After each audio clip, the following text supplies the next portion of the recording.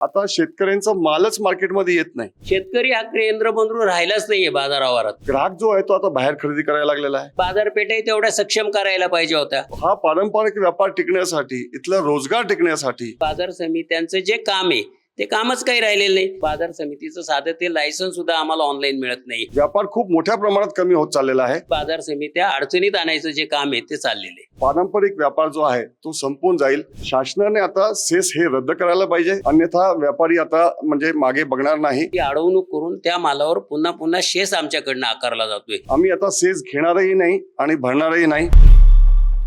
नमस्कार, मी Deepak Darade, for the People News मध्ये आपल्या सर्वांचं स्वागत आहे. मंडळी, आजच्या व्हिडिओचा विषय वेगळा आहे. महाराष्ट्र राज्यातल्या कृषी उत्पन्न बाजार समितीच्या आवारामधले जे भुसार व्यापारी आहेत, होलसेल व्यापारी आहेत, त्यांनी महाराष्ट्र सरकारला एक आव्हान दिलेलं आहे आणि ते आव्हान आहे सेस रद्द करण्याचं.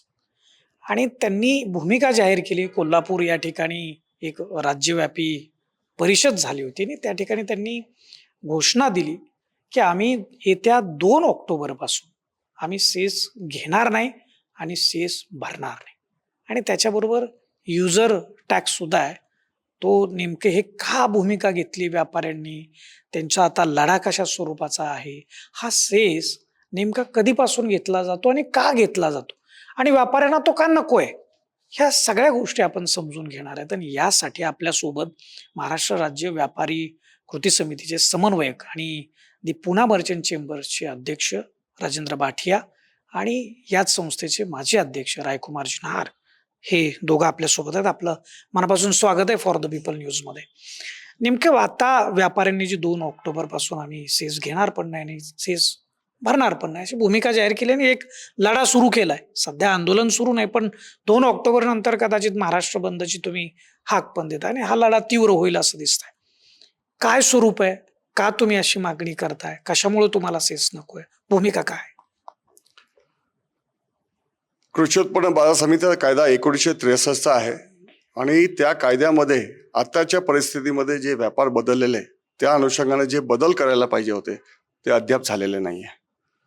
वारंवार सांगितल्यानंतरही याच्यामध्ये बदल न झाल्यामुळे कृषी उत्पन्न बाजार समिती आवारातील व्यापार हा जवळपास 40 ते 50% कमी झालेला आहे. आता ई कॉमर्स, मल्टीनॅशनल कंपन्या, ऑनलाईन बिझनेस हे मोठ्या प्रमाणात भारतात आलेलं आहे आणि यांना स्पर्धा करायची असेल तर पारंपरिक व्यापाराला एक वेगळं प्लॅटफॉर्म, एक वेगळी सुविधा निर्माण करून देणं हे गरजेचं आहे. 1963 मध्ये शेतकऱ्यांचा माल येत होता तेव्हा सेसचा कायदा होता, हे योग्य होतं. ते शेतकरी माल आणत होते त्याला. नंतरच्या काळामध्ये शासनाने शेती माल करून टाकलं, म्हणजे शेतीमध्ये उत्पन्न होणाऱ्या प्रत्येक मालाला सेस लावायला सुरुवात केली. त्याच्यानंतर व्यापार हा वेगळ्या पद्धतीने चाललेला आहे. अनेक वेगळे कायदे आलेले आहेत. पॅकिंग ऍक्ट आलेला आहे, FSSAIचा कायदा आलेला आहे. आता शेतकऱ्यांचा मालच मार्केटमध्ये येत नाही. हा माल शेतकऱ्यांचा मिलमध्ये जातो, तिथं तो पॅकिंग होतो, त्याचं वजन लिहिलेलं जातात, त्याची सगळे पॅरामीटर त्याच्यामध्ये येतात आणि नंतर तो माल मार्केटमध्ये येतोय. तर भुसार मार्केटमध्ये येणारा माल हा याच्यामुळे सेस लागल्यामुळे, आणि बाहेर सेस लागला जात नाही, कायदा जरी असला तर बाहेर लावला जात नाही, तर ग्राहक जो आहे तो आता बाहेर खरेदी करायला लागलेला आहे. बाजार समितीमध्ये माल खरेदी करायला व्यापारी येत नाहीये. त्यामध्ये नव्याने बाजार समिती कायद्यामध्ये शासनाने युजर चार्जेसचा नवीन कायदा काढलेला आहे. तर या दोन्ही गोष्टी नको. याचं मुख्य कारण म्हणजे आता अनेक खाद्यान्न वस्तूला GST लावलेला आहे. आता GST 5% असताना त्याचा 2.5% वाटा महाराष्ट्र शासनाला मिळतोय. तर महाराष्ट्र शासनाने ह्या 2.5% GSTच्या मधून जर बाजार समित्यांना त्यांनी अनुदान दिलं तर ह्या बाजार समित्या चालतील. बाजार समिती असायला पाहिजे, त्याच्या बाबतीत आमचं दुमत नाहीये. परंतु हा पारंपरिक व्यापार टिकण्यासाठी, इथला रोजगार टिकण्यासाठी कमी शिकलेले लोक जे बाजार समितीमध्ये काम करत आहेत त्यांना पण एक म्हणजे चांगलं रोजगार मिळावा या दृष्टीने शासनाने आता सेस हे रद्द करायला पाहिजे, युजर चार्जेस रद्द करायला पाहिजे, आम्हालाही मोकळीक द्यायला पाहिजे, जेणेकरून आम्ही मल्टीनॅशनल कंपन्यांना स्पर्धा करू शकू. आता 2 ऑक्टोबर पासून जी तुम्ही हाक दिलेली आहे बंदची किंवा एक लढा तीव्र करण्याचं पण तुम्ही बोलताय, नेमकं काय स्वरूप असणार? कोल्हापूर येथे झालेल्या सभेमध्ये व्यापारींची भूमिका अतिशय तीव्र होती, कारण व्यापार कमी होत चाललेला आहे आणि 3 वर्ष सातत्याने मीटिंगा होत आहेत पण याच्या बाबतीत कुठलाही निर्णय झाला नाही. त्यामुळे कोल्हापूरमध्ये हा एक निर्णय घेण्यात आला की 2 ऑक्टोबरला गांधी जयंती आहे आणि एक असहकार आंदोलन म्हणून आम्ही आता सेस घेणारही नाही आणि भरणारही नाही आणि युजर चार्जेस हा रद्द व्हायला पाहिजे. हे दोन्ही जोपर्यंत होत नाही तोपर्यंत हा लढा सुरू करायचा असा ठराव त्या एकमताने झालेला आहे. आता सरकारबरोबर त्यानंतर काही बोलणं झालंय, तुमच्या मिटिंगा किंवा बैठका का आता आंदोलनच होणार अशी काय परिस्थिती आहे? शासनाकडे आपण आमचं आम्ही निवेदन पाठवलेलं आहे. नुकतंच आज शासनाने एक 25 तारखेला मीटिंग बोलवलेली आहे. त्या मीटिंगमध्ये शासन सकारात्मक निर्णय घेईल अशी अपेक्षा वाटते. मात्र हे निर्णय आता होणं गरजेचं आहे, अन्यथा व्यापारी आता म्हणजे मागे बघणार नाही. कारण व्यापार आणि त्यांचा अस्तित्वाचा प्रश्न आहे. व्यापार खूप मोठ्या प्रमाणात कमी होत चाललेला आहे. त्यामुळे शासनाने याच्यामध्ये गांभीर्याने लक्ष देणं गरजेचं आहे. आपल्यासोबत रायकुमारजी सुद्धा आहे. रायकुमारजी, तुमचा कायद्याचा अभ्यास खूप चांगल्या पद्धतीनं आहे.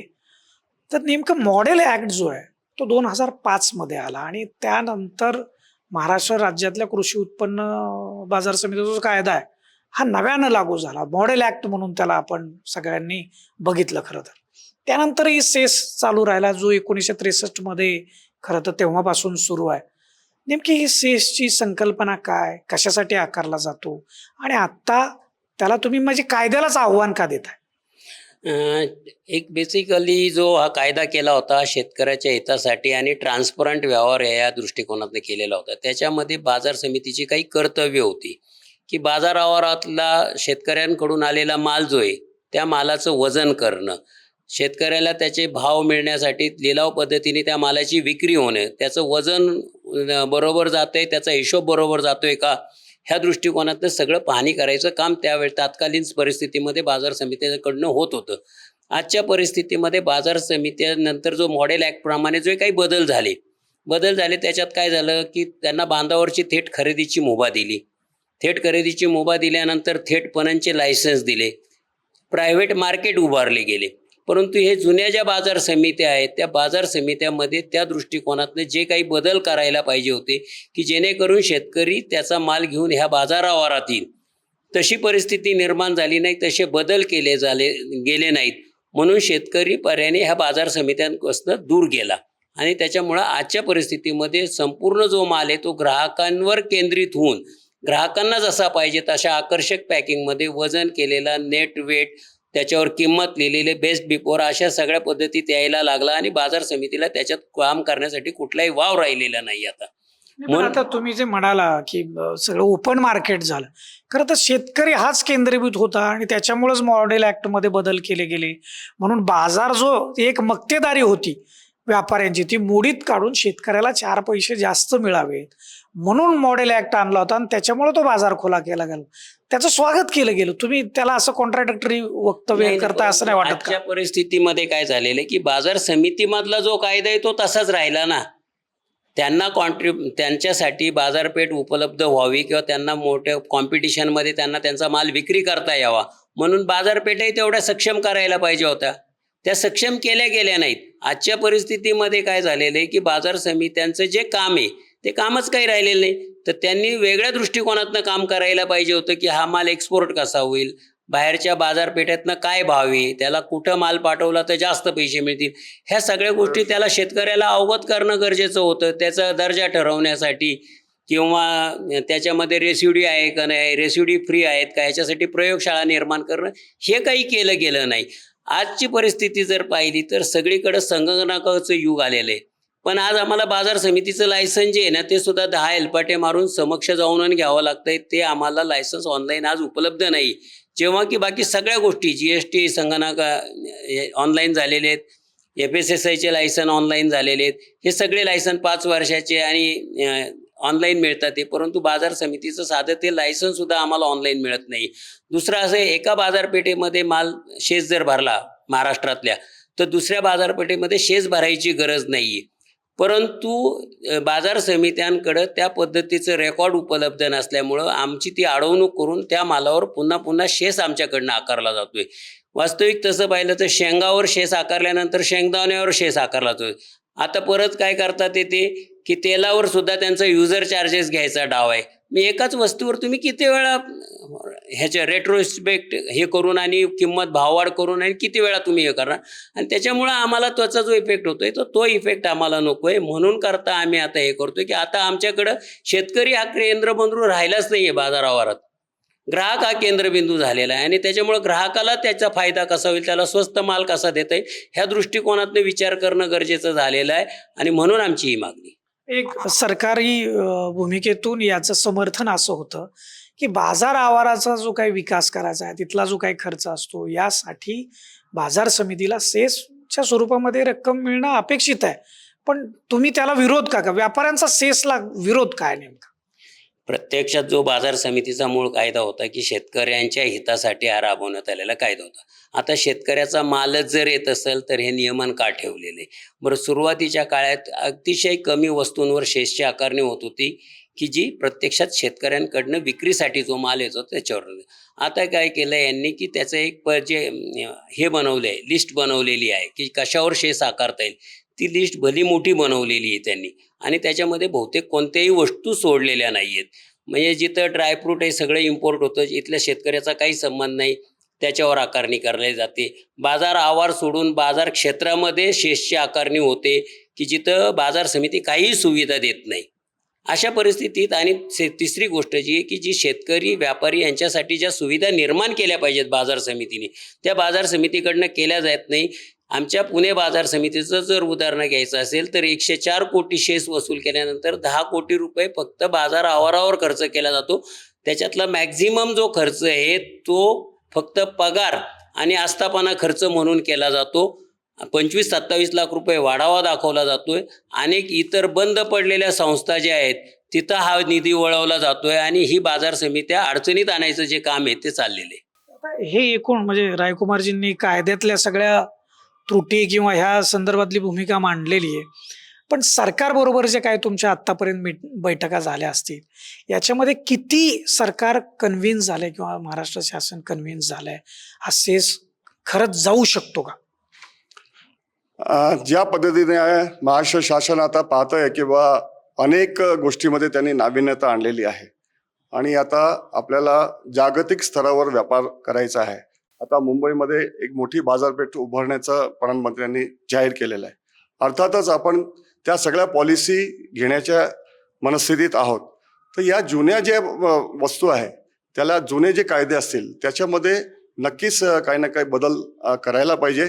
अडचण काय येते हे आम्हाला जाहीरपणे सांगता येणार नाही, परंतु याच्यामध्ये शासनाने निश्चितच आता भूमिका घेणं गरजेचं झालंय. अन्यथा हा पारंपरिक व्यापार जो आहे तो संपून जाईल आणि मोठ्या कंपन्या याच्यामध्ये आल्यानंतर हा जो पैसा आहे हा भारताच्या बाहेर जाण्याची शक्यता आहे.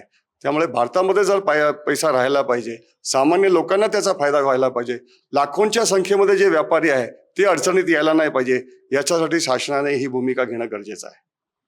धन्यवाद. आपण दोघांनी वेळ दिला आणि सेसच्या संदर्भातली व्यापाऱ्यांची भूमिका, तुमचं आंदोलन. एक बोला, सांगायची बोला. म्हणजे हे जे काही सेस लावलं जाते याचा थेट परिणाम होतोय ग्राहकांच्यावर. ग्राहकांना हे सेस भुर्दंड का? मी जरी एका वस्तूचा व्यापारी असेल तर मी पण एक ग्राहक आहे. तर हे ग्राहकांच्यावर जे बोजा येतोय ना, हा बोजा ग्राहकांच्या कमी होणं गरजेचं आहे.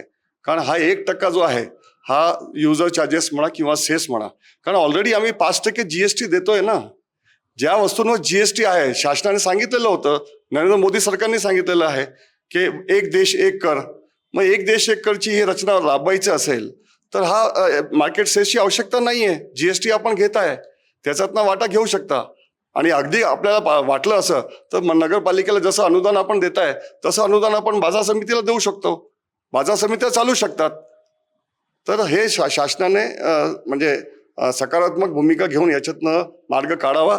आम्हाला अपेक्षा आहे माननीय मुख्यमंत्री महोदय, माननीय प्रधानमंत्री महोदय याच्यामध्ये निश्चितच सकारात्मक भूमिका घेतील. धन्यवाद. धन्यवाद. आपण वेळ दिलात त्याबद्दल. आपण बघितलं की व्यापाऱ्यांची जी भूमिका आहे, सेस का नकोय त्या संदर्भात 1963 हा महाराष्ट्र राज्य कृषी उत्पन्न बाजार समिती कायदा अस्तित्वात आलेला आहे आणि त्यानंतर 2005 मध्ये मॉडेल ऍक्ट जो आला, त्या मॉडेल ॲक्टनं इथल्या बाजार समितीच्या संदर्भातले एक प्रकारे तो क्रांतिकारी ॲक्ट म्हणूनच खरं तर त्याच्याकडे बघितलं गेलं होतं. शेतकऱ्यांच्या दृष्टिकोनातून अनेक त्या संदर्भामध्ये त्याच्यामध्ये तरतुदी होत्या आणि व्यापाराच्या संदर्भात सुद्धा होत्या. पण त्यांनी काय झालं, किती पदरात पडलं, हा सुद्धा खरं तर संशोधनाचा विषय आहे. त्यामुळे बाजार समित्या जी वर्षानुवर्ष उभा केलेली जी व्यवस्था आहे ती मोडीत काढायची, त्याला सक्षम बनवायच्या ऐवजी दुसरंच काहीतरी करत राहायचं, या कामामुळं ना शेतकऱ्यांच्या पदरात काय पडेल ना व्यापाराची वृद्धी होईल. अशा स्वरूपाचं जर काम होत राहिलं तर महाराष्ट्रातला व्यापार हा मोडकळीस येऊ शकतो. आणि व्यापार जर मोडला तर शेतकऱ्याच्या पदरात काय पडेल याचा विचार आम्ही सहजपणे करू शकतो. कॅमेरामन अनिल गजालेसह मी Deepak Darade, for the People News, Pune.